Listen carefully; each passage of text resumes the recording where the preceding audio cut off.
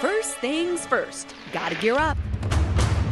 Got all Mad Max and the Thunderdome going on. Helmets on, chest bump, ride the chairlift, and on the top of the mountain, our coach Bob Barnes shows us how to perfect the biking stance. And he gives us tips like putting the center of the foot on the pedal. And so if you take that natural valley in your hand and place it on the bar, it rotates your elbows forward. Catherine and Ben get comfortable on their bikes. Awesome. We practice skills like braking. Index fingers, good.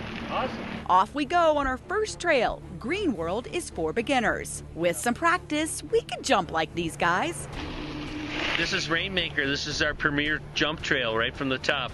Black Diamond, it just jumps the whole way down the mountain for about 4 miles. It's an awesome trail. But we have a ways to go before we can tackle the 150 or so jumps on that run. First bridge.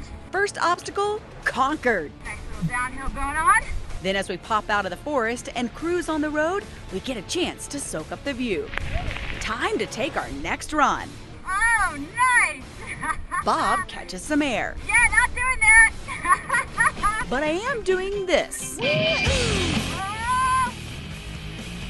you gonna warn me about that?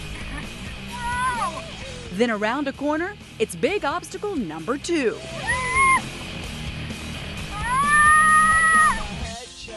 Woo! Didn't crash. Guess my mountain biking nickname should be Screamer. Why do I feel like I'm not on the green trails anymore? That's because Sneaky Bob advanced us to a blue run without telling us.